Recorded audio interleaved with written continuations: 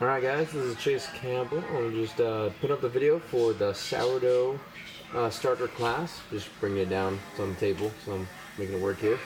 So this is going to be the first part of it. This will be the pre-fermenting stage of the sourdough So I'm just going to show you how to do that and walk you through that real quick.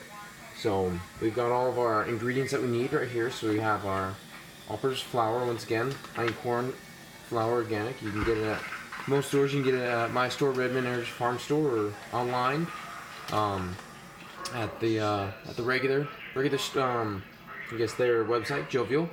And you can also get Harmon's if you're looking for it, if you don't carry it at our store or out or something. Then I have my sourdough start right here. You need some of that to get you started. And then some good old clean water.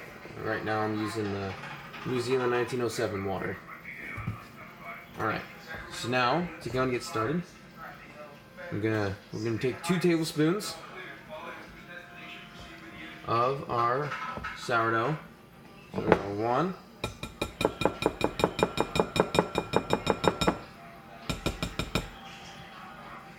And then 2. Yeah, I gotta get a bigger glob. It's okay if you get a little bit more than 2 tablespoons in here. It'll all work out in the end. So there you go, and you can take your finger and just kind of scrape it off into it. Perfect. Right, got the sink. Get a paper towel. Alright, so now what you're going to want to do, you're going to want warm water for this. Okay?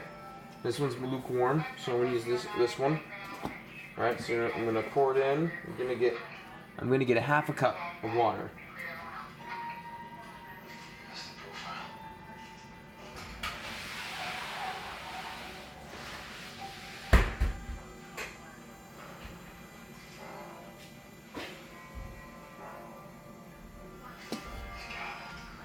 Okay, there we go. I'm going to pour that on in. So I guess one of the things you're going to need is you need a fork. I'm going to take this. I'm going to mix it around in here. Alright? So we kind of want to turn it into kind of like a soupy batter. Yeah, there we go. Looking good. Yep, looking nice and soupy. Soupy yeast set up here. So this is going to look something like that. Nice and soupy. I can move it around just like that. Perfect. Alright. And then take that out. Stick it on top of my paper towel over here. Then I'll get my flour. I'm going to get a cup out of this.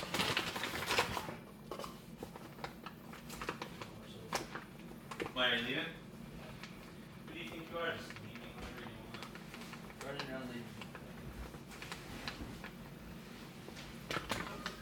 Alright, shake that, pour that on in, 1 cup, and you'll take your fork again and mix it all up, just like that.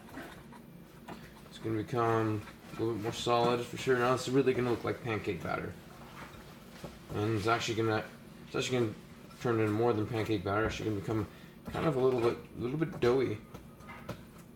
I don't exactly know what to compare it to. I guess it's maybe kind of like biscuit style, if you're doing like drop biscuits or something like that. Okay. So that'll be it.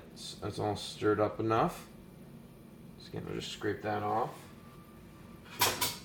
It's going to look like that at the end. Nice and gooey. All doughy. There we go. And of course, now you want to do it inside either a ceramic bowl or a glass bowl. What I recommend, just because it ends up being best for the ferment. Different metals don't work really well with certain cultures and certain bacterias. And then plastic. One thing is it pulls out things from the plastic when it's fermenting. It gives off a flavor and also puts other chemicals in here that you don't want inside your breads.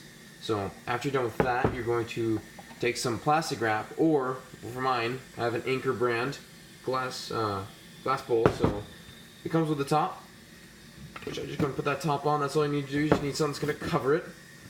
All right, and then you're gonna sit out room temperature. So I'm gonna just let this thing sit out room temperature for 12 hours, and then I'll use it for the next step of actually making the dough before I'm gonna let it sit to rise. So this is a very important step. This helps it to really leaven up and really rise, really nice. So you want to make sure that you don't skip this step. Like there is a way that you can just take your starter and just make it, but this really helps. I've tried both. I've tried just taking stuff from my starter and just putting it in the flour and try to let it rise. And then I've done this, and this is definitely gave me a better, more fluffy result in my bread. So definitely highly recommend this. Once again, if it goes over 12 hours, don't worry about it either.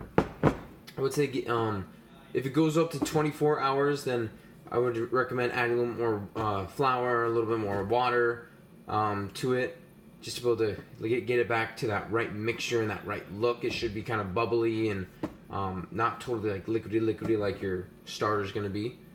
If you leave it out too long, you know what? It's not going to end. What you can do is you can take it and you can just add it back into your starter, and it'll envelop it and eat it and start over again. So don't have to worry about it. So all right, let's move on. We'll move on to the next movie then.